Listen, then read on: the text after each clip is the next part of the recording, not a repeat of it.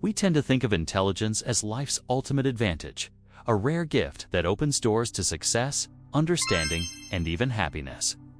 When we imagine a brilliant person, we picture someone navigating the world with ease, solving problems effortlessly, and seeing possibilities where others see walls. But what we don't often see is the quiet burden that intelligence can carry. For many highly intelligent people, life feels less like a game they re-winning and more like a complex riddle they can solve. Think of intelligence like a magnifying glass. It can focus light into a sharp, powerful beam, revealing details invisible to the naked eye. But left in one spot too long, it can also burn holes straight through the fabric of peace. A brilliant mind notices patterns that others overlook, anticipates outcomes that others can't imagine, and questions assumptions that most people accept without a second thought. But this heightened awareness doesn't always feel like freedom. Often, it feels like weight. There's a story of a young philosopher who, as a child, asked his teacher why the sun rises. When given a scientific answer about planetary rotation, he immediately followed with, "But why does the planet rotate? And why does anything exist at all?" The teacher laughed and told him not to worry about such things, that life was meant to be lived, not solved. But even decades later, the man never stopped asking those questions.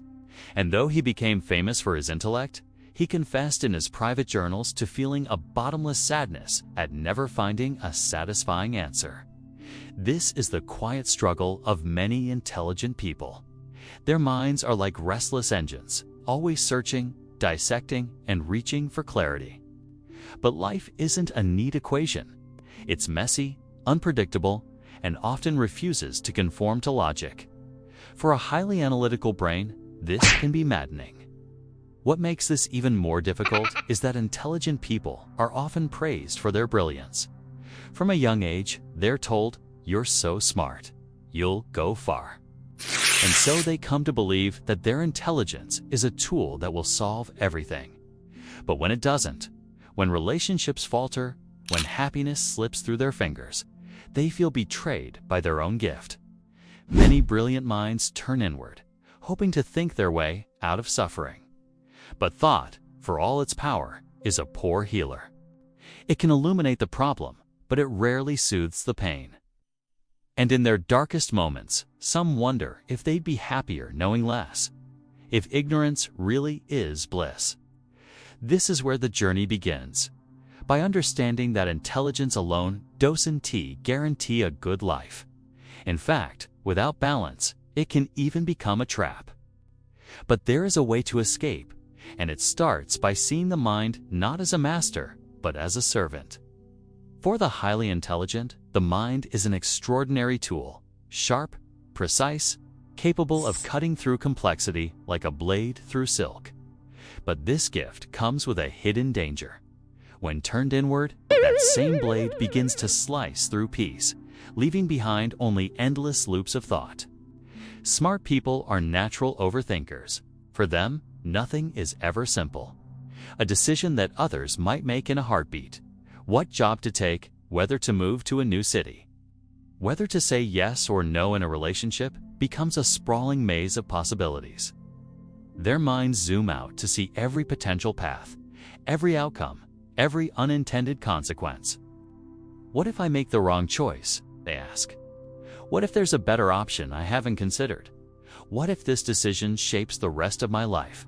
This isn't laziness or indecision. It's the curse of seeing too much. The average mind might weigh a few options and move forward. The highly intelligent mind, on the other hand, wants perfection. It wants the right answer, not just a good enough one. But in the real world, perfect answers rarely exist. Imagine standing before a branching river with dozens of possible streams. Each one seems to lead somewhere promising, but no map can show where they ultimately end. As you hesitate, trying to calculate the ideal course, the water keeps flowing, and you remain stuck on the bank, paralyzed. This paralysis is one of the hallmarks of an overactive mind. It doesn't stop at big decisions either. Even small, everyday choices can become arenas for overthinking. Should they send that email now or later? Should they speak up in this meeting or stay silent?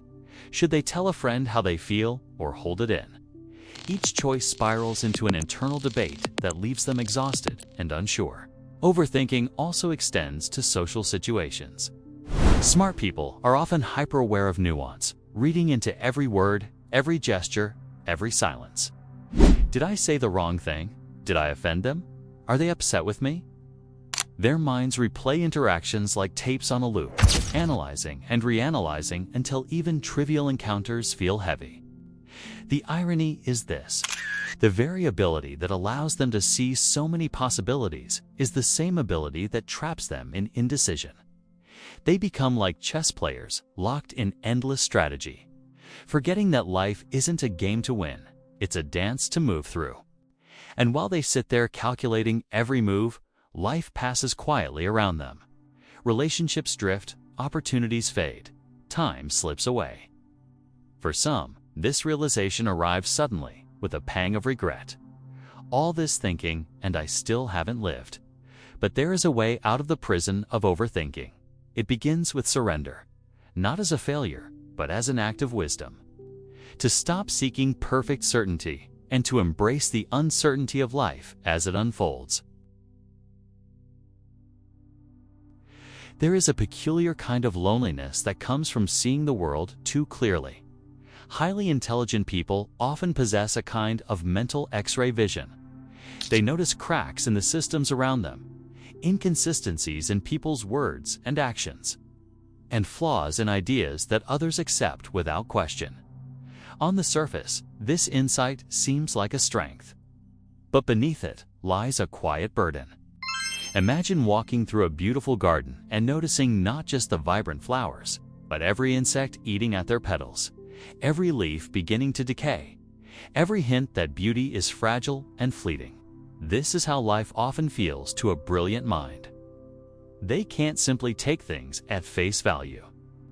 Their heightened awareness draws their attention to the impermanence, the contradictions, the absurdity woven into existence. Smart people often find it hard to switch this perception off. In conversations, they catch subtle tones of insincerity. In relationships, they detect the tiniest shifts in emotion and meaning. In society, they see hypocrisy where others see tradition, injustice where others see order. The world doesn't feel solid to them, it feels like a facade, and they're constantly peeking behind the curtain. This depth of perception can create a profound sense of alienation. Surrounded by people who seem content with surface-level explanations, they feel out of place. They might sit at a dinner table, smiling politely, while inside they reflooded with unspoken questions.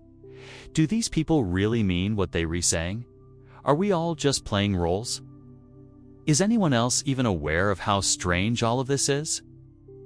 It's no surprise then that many brilliant people withdraw, not because they dislike others, but because being around them often feels like existing in two different worlds. They crave authenticity and depth, but find that much of modern life is built on small talk and performance. This alienation often leads to cynicism. The more flaws they perceive in systems and people, the harder it becomes to trust. Trust in institutions, in relationships, even in themselves, begins to erode. And without trust, the world can start to feel like an endless series of games and lies. But perhaps the cruelest twist is that this awareness, while heavy, is not easily shared. When they try to express what they see, they're often met with confusion or defensiveness. Why do you always overthink things, people ask? Or worse, why can't you just relax and enjoy life? So they learn to stay silent, to keep their observations to themselves. And in that silence, the loneliness deepens.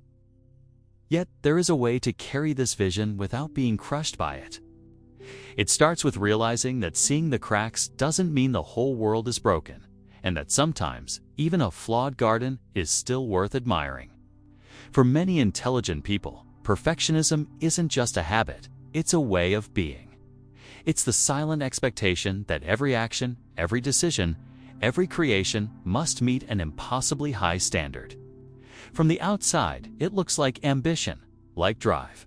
But from the inside, it feels like carrying a mountain on your back. Highly intelligent individuals are often praised from a young age. "You're so smart," they hear. "You're destined for great things." Think these words, though well-meaning, plant a seed of pressure. Over time, they begin to believe that their worth is tied to exceptional performance. Anything less than extraordinary feels like failure. This perfectionism can manifest in subtle ways. They might agonize over sending an email, rewriting the same sentence dozens of times. They might avoid sharing their creative work, convinced it's not good enough. Or they might push themselves relentlessly in their careers, believing that rest is a luxury they haven't yet earned. But no matter how much they achieve, the satisfaction is fleeting. There's always another mountain to climb, another milestone to reach. A promotion, a degree, a published book. Each victory brings only a momentary high before the inner critic reappears. You could have done better. You should have done more. This relentless striving can lead to burnout. Physically, they're exhausted. Emotionally, they're numb. Yet they keep going, driven by a fear that stopping, even for a moment, would mean falling behind. Perfectionism also corrodes joy. Instead of celebrating progress, they fixate on flaws. A brilliant musician hears only the missed notes in their performance. A gifted writer sees only the awkward phrasing in their novel. Their minds act like microscopes, magnifying imperfections until the whole work feels worthless. This mindset doesn't just affect their work, it seeps into relationships too. They hold themselves to impossible standards as friends, partners, and parents. When they inevitably fall short, they feel unworthy of love.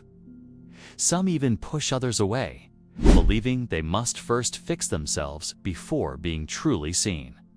The tragedy is that perfectionism creates a paradox.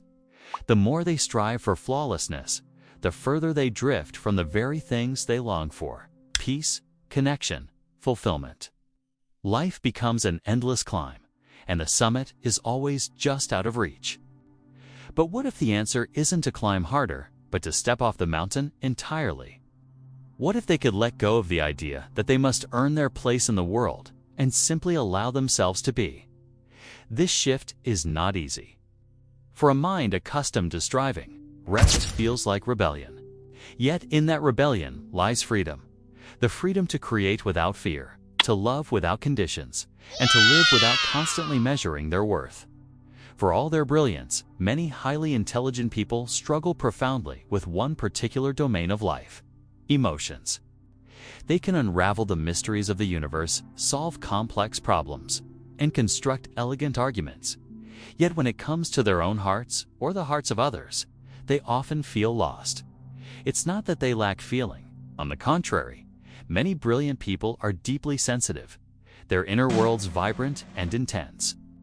But rather than engaging with those emotions directly, they tend to analyze them from a distance, as if feelings were puzzles to be solved rather than experiences to be felt. When sadness arises, they ask, "Why am I feeling this way? What triggered it? How can I eliminate it?" When anger bubbles up, they criticize themselves. "This is irrational. I need to think my way out of this." And when joy appears, it's often so fleeting that they don't know how to savor it before their minds move on to the next problem. This tendency to intellectualize emotions comes from the same strength that makes them so bright: their ability to reason. But feelings don't respond well to reason. You can't argue with grief or negotiate with loneliness. Trying to think your way out of sadness is like trying to untangle a knot by pulling tighter on the ends. It only makes things worse. Over time, this avoidance creates a subtle emotional drought. Smart people become experts at understanding the world around them, but amateurs at understanding themselves. They know what they think, but they're less sure of what they feel. And this disconnect can leave them feeling hollow, as if something essential is missing. Relationships often suffer as a result. Emotional connection requires vulnerability. the willingness to let others see your fears, your wounds, your imperfections.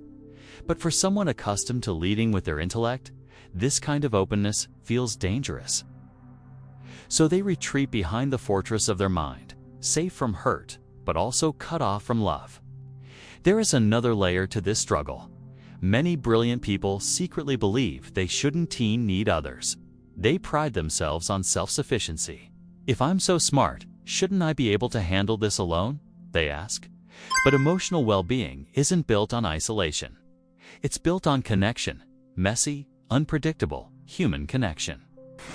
To heal this blind spot, they must learn a new skill: emotional literacy.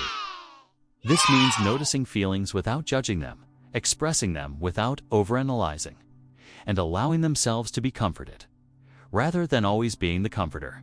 It's not easy. For a mind trained to value control, surrendering to emotion feels like weakness. Yet in truth, it's the ultimate strength. Because when intellect and emotion work together, the mind doesn't just become sharper, it becomes whole. At a certain point, many highly intelligent people find themselves staring into the void.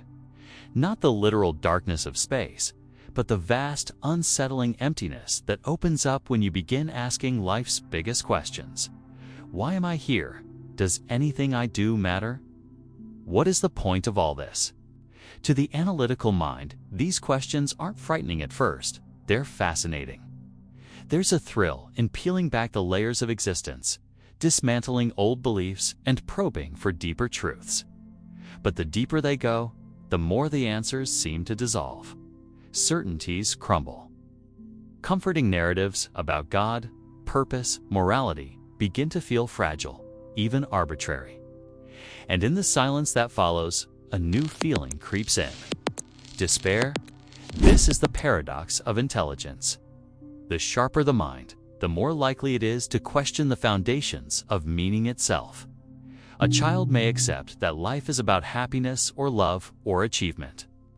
But a highly analytical adult might ask, why should happiness matter? Why does love exist? Why should I care about achievement if the universe is indifferent? For some, this line of inquiry leads to liberation.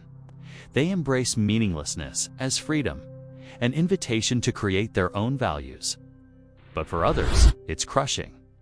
Without an anchor, life feels like a cosmic accident, a brief flicker of awareness in an uncaring universe. This existential heaviness isn't always visible from the outside. Smart people often carry it quietly, going about their lives as students, professionals, or parents while privately wrestling with the sense that nothing truly matters. They may even feel guilty for their despair. After all, they're intelligent, successful. Shouldn't they be content? The problem is not their intelligence, but the way they've learned to use it. Their minds are brilliant at deconstructing, analyzing, and tearing things apart. But meaning is not found by dismantling. It's found by living. No amount of thinking can fill the void. It only makes it wider. The danger is that this despair can become self-reinforcing. The more they question, the less real anything feels. Beauty becomes trivial. Joy feels shallow. Even love can seem like nothing more than a chemical reaction. But perhaps the issue isn't that life has no meaning. Perhaps the issue is expecting meaning to be handed to us fully formed, like a mathematical proof. Meaning is not a discovery, it's a creation. It grows not in the mind, but in the heart, in the simple act of living, caring for others, creating beauty, and allowing oneself to be moved by the small, fleeting moments of existence. For the intelligent person, this realization can feel like a betrayal of their deepest instinct to understand everything. Yet, in surrendering the need to understand, they may finally begin to feel. For the highly intelligent, life often feels like a problem to be solved. If they can just think hard enough, plan carefully enough, and make the perfect choices, then everything will finally fall into place. But here's the paradox. The more they strive for control, the more life resists their efforts. Intelligence is a tool of precision. It dissects, categorizes, and predicts. But life is not precise. It doesn't unfold like a neat equation or obey the rules of logic. It's messy, chaotic, and often irrational. For the brilliant mind, this can be deeply unsettling. The unpredictability of existence feels like an insult to their ability to analyze and understand, and so they tighten their grip. They plan obsessively, weighing every possible outcome. They try to anticipate and prepare for every twist and turn. But no amount of preparation can shield them from the truth. Life is inherently uncertain.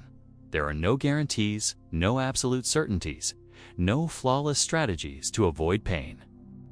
At some point, a realization dawns, sometimes slowly, sometimes like a thunderclap. Control is an illusion, and clinging to it is like holding water in a clenched fist. The tighter you squeeze, the faster it slips away. This is where surrender begins. Not surrender as defeat, but surrender as wisdom. It's the understanding that you, Don T, have to know all the answers to move forward. You don't have to foresee every outcome to take a step.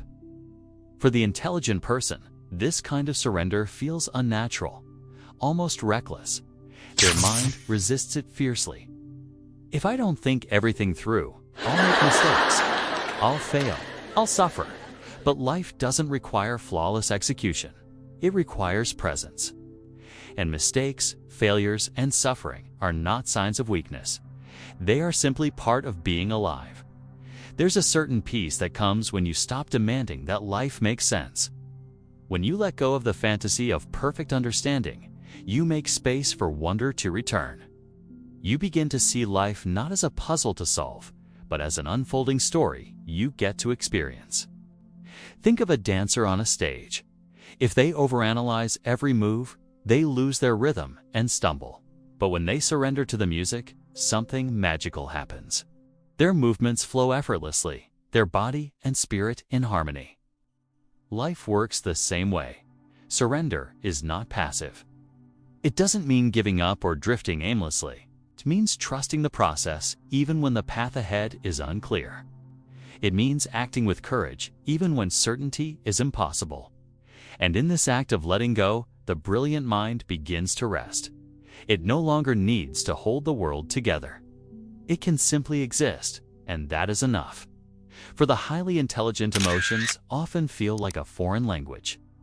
They're fluent in logic, analysis, and reason.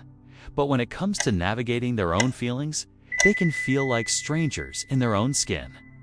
And yet, without emotional wisdom, even the sharpest mind can become unbalanced. Emotional intelligence isn't about suppressing feelings or pretending to be calm.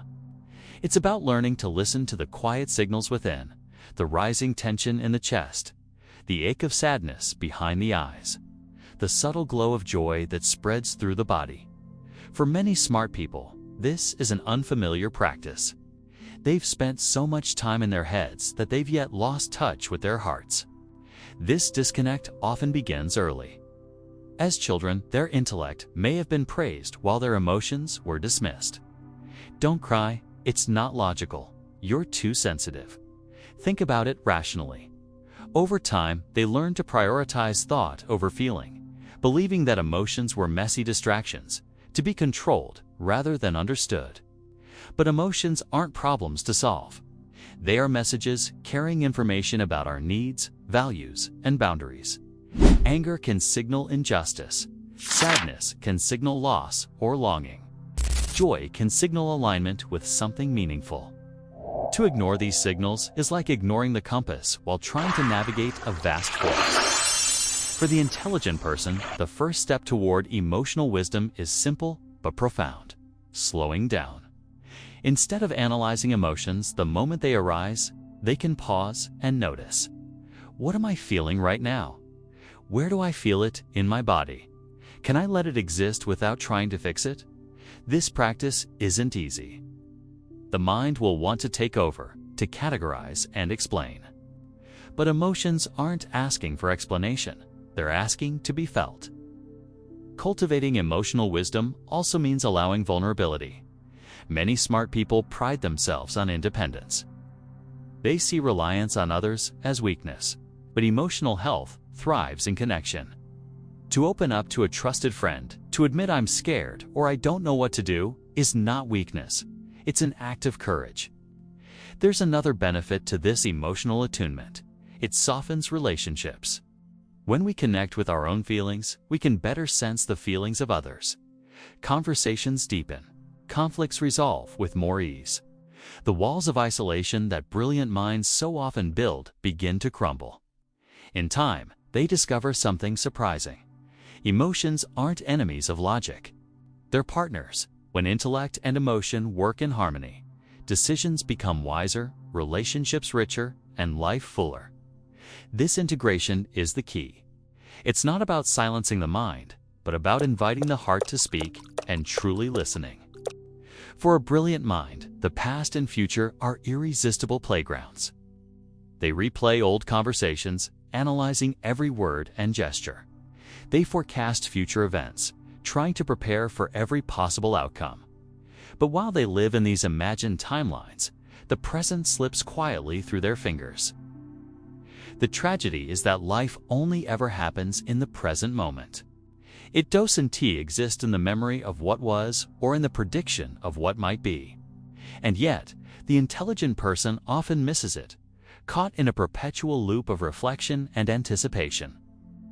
Reconnecting with the present is not about abandoning thought. It's about learning to return, again and again, to what is real and alive right now. This is where peace lives, not in the certainty of answers, but in the simplicity of being. Consider the act of walking. For most people, it's automatic, a means to get from one place to another. But what happens when you walk slowly, paying attention to the ground beneath your feet, the rhythm of your breath, the feel of air against your skin? Suddenly, walking becomes more than movement. It becomes a meditation, an entryway into presence. For the overactive mind, this practice can feel almost painful at first. What's the point of this? Shouldn't I be doing something productive? But presence is not about productivity. It's about reclaiming the fullness of life. The present moment doesn't require analysis. It doesn't ask you to judge or interpret. It asks only that you notice. The colors in the sky at dusk, the warmth of a cup of tea in your hands, the sound of your own breathing. These small, ordinary details become anchors, pulling you out of the storm of thought and into the quiet harbor of now. Reconnecting with the present also means letting go of the need for perfect understanding. The mind loves to grasp, to explain, to control. But life isn't a puzzle to be solved. It's a river to be experienced. The more you try to hold the water, the faster it escapes. But when you let it flow, you find yourself carried effortlessly. In this stillness, a new kind of intelligence emerges. It's not the sharp, dissecting intelligence of the mind, but the soft, intuitive wisdom of the body and heart. You begin to feel rather than think, to experience rather than analyze. And slowly, the restlessness quiets. The world no longer feels like something you must master. It feels like something you can simply inhabit, moment by moment, breath by breath. When a brilliant mind learns to rest, something extraordinary begins to happen. Its sharpness doesn't fade, it transforms. No longer an anxious blade cutting through everything it touches. The mind becomes a light, illuminating life from a place of stillness and clarity. This is the paradox of intelligence. The more you fight to control life, the more chaotic it feels. But the moment you release the need to analyze, to predict, to perfect, life softens. It doesn't become easier or simpler, but it becomes richer, more vibrant. You stop existing as a mere observer of the world and begin participating fully in its dance. Imagine standing at the edge of the ocean, watching the waves rise and fall. The logical mind wants to measure their height, predict their timing, understand their mechanics. But the heart whispers, step in, feel the water, let it carry you. For highly intelligent people, this shift feels like learning a new way of being. It's no longer about striving, achieving, or solving. It's about allowing. Allowing emotions to come and go like weather. allowing relationships to unfold imperfectly, allowing yourself to be human, not an unfeeling machine or an infallible thinker, but a creature of thought and feeling, strength and fragility. In this state, even failure changes shape. It's no longer a verdict on your worth, but a step in the process of becoming. Success, too, is redefined not as applause or accolades, but as the quiet joy of living authentically. Relationships deepen in this new way of being. When you stop seeing yourself as a project to perfect, you stop demanding perfection from others. You begin to listen, not just to their words, but to their hearts. You see them not as puzzles to analyze, but as fellow travelers on the same uncertain road. And then there's the relationship with yourself. That relentless inner critic grows quiet. In its place emerges a softer voice, a friend rather than a judge. You realize that you don't have to earn your place in the world. You never did. Simply being alive is enough. This doesn't mean the brilliant mind stops thinking. It means it learns when to let go, to use thought as a tool, not as a prison, to return again and again to the simple, unadorned present where peace has always been waiting. The truth is, you are not broken. You never were. You were only lost in a maze of your own making, and every maze, no matter how complex, has an exit. So breathe, unclench your hands, step out of your head and into your life. You don't have to solve it all. You're not here to conquer existence. You're here to experience it. And in that gentle surrender, you'll find what you've been searching for all along. Not understanding, but peace.